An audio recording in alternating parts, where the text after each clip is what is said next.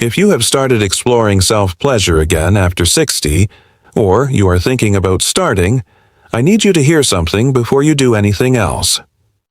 There are 5 mistakes I see constantly in my clinic. Mistakes that well-meaning women make without any idea they are doing damage, and by the time they come to me, they often assume the irritation, the lack of sensation, or the discomfort they are experiencing means something is fundamentally wrong with their body. In almost every single case, it is not their body. It is one or more of these 5 mistakes, completely correctable, and I am going to walk you through every one of them today so you never have to learn this the hard way.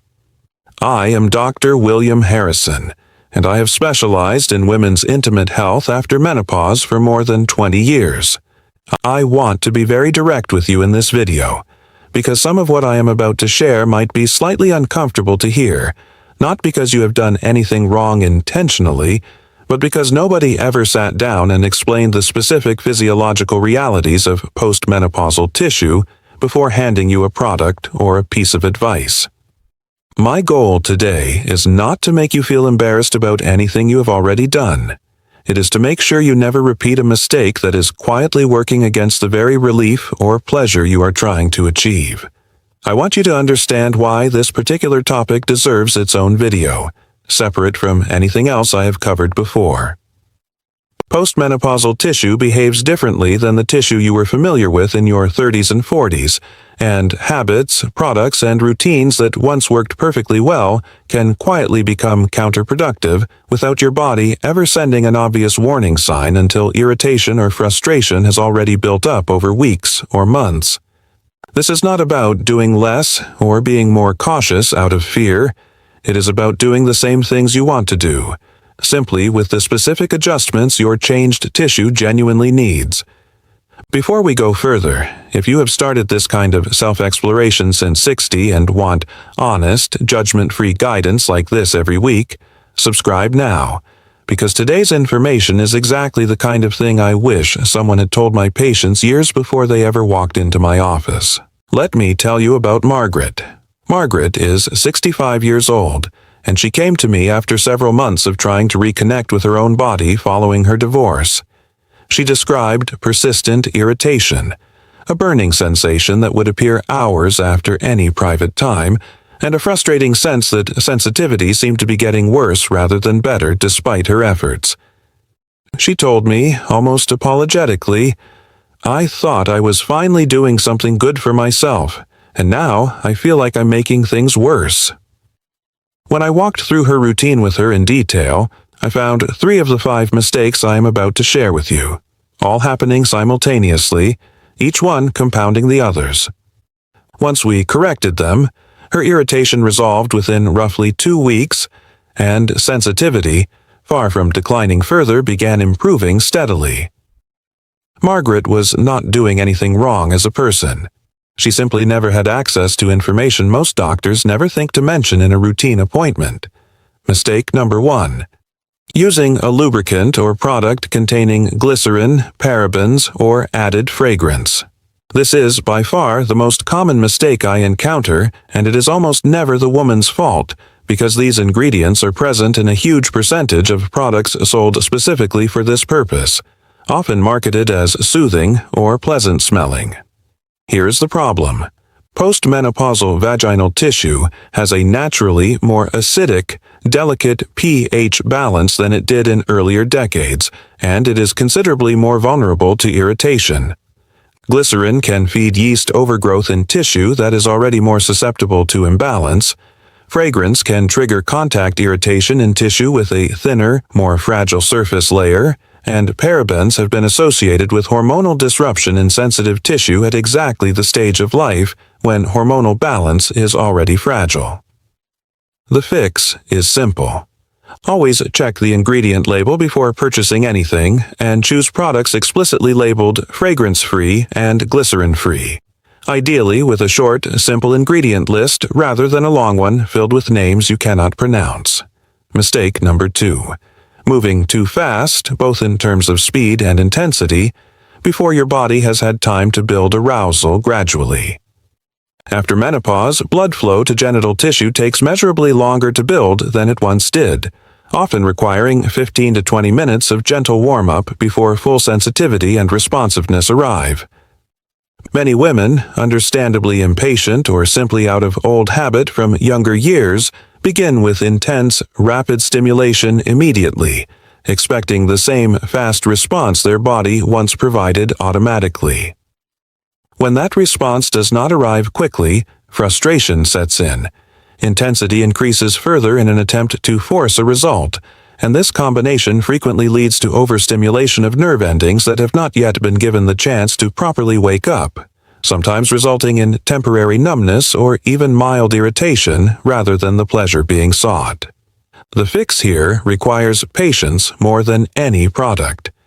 Begin slowly, away from the most sensitive areas first, and allow at least 10 to 15 minutes of gentle warm-up before introducing any stronger stimulation.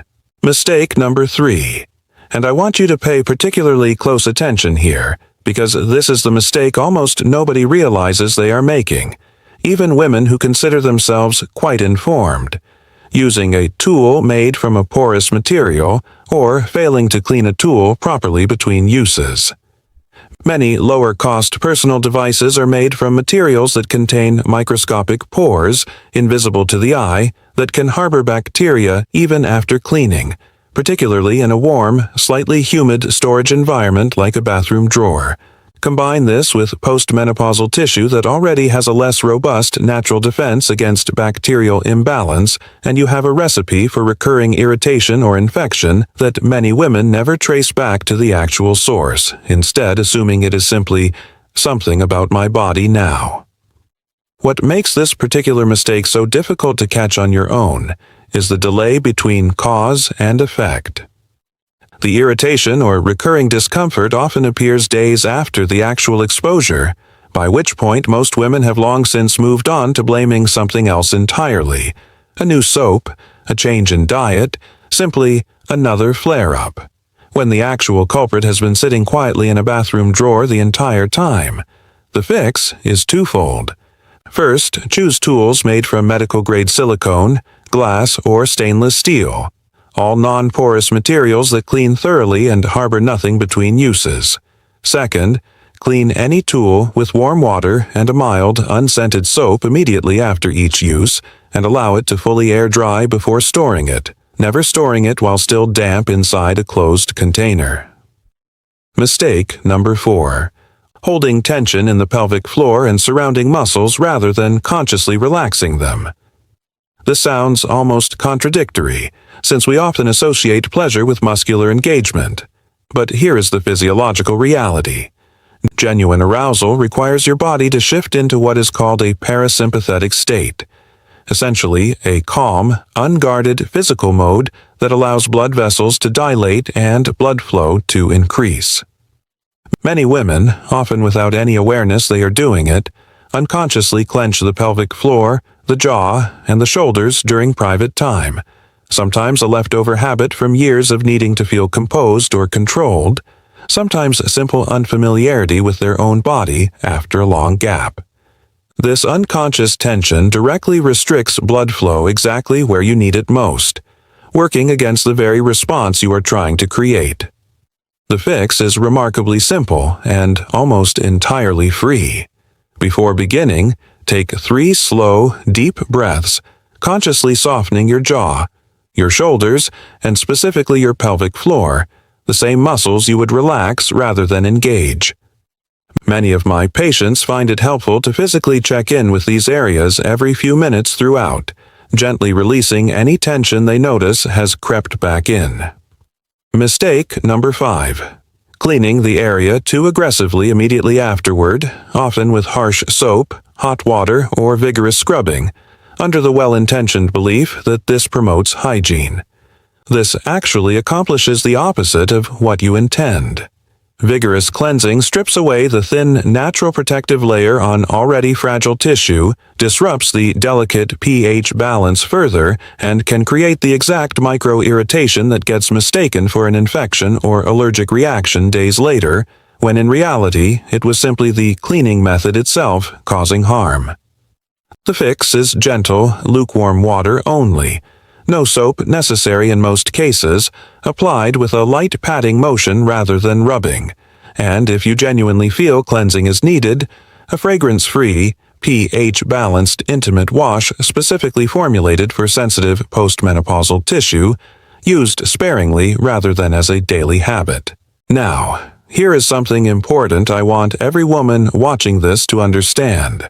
None of these 5 mistakes are obvious, none of them come with a warning label, and almost none of them get mentioned in a standard medical appointment, because most doctors simply do not have the time, or frankly the training, to walk through this level of practical detail with their patients. You are not careless, and you are not uninformed in any way that reflects poorly on you. You simply have not had access to this specific information until now, and that gap is exactly what today's video closes. Let me give you a realistic sense of what correcting these mistakes typically looks like. If irritation has been present, most women notice meaningful improvement within 1 to 2 weeks of switching products and adjusting cleansing habits, since removing an irritant generally resolves faster than building something new. If reduced sensitivity has been the primary concern, allowing proper warm-up time and consciously releasing pelvic floor tension typically shows improvement within 2 to 4 weeks of consistent practice, since nerve responsiveness rebuilds gradually rather than instantly.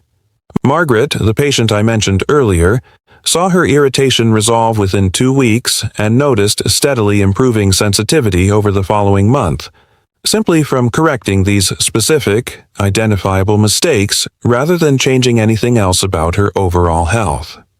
I also want to answer a question I know many of you are silently asking right now. How would I even know which of these 5 mistakes applies to me, since some of them are so subtle? Here's the simplest way to think about it. If you experience irritation that appears hours after private time rather than during it, look first at mistake 1, your products, and mistake 5, your cleansing method, since both create delayed irritation rather than immediate discomfort. If you experience frustration around reduced sensitivity or numbness, look first at mistake 2, your pacing, and mistake 4, unconscious tension, since both directly interfere with the body's ability to build a full response. And if you notice recurring irritation that seems to have no obvious pattern at all, mistake 3, your tools and their cleaning, deserves the closest look, since bacterial buildup does not always announce itself with an obvious or predictable trigger.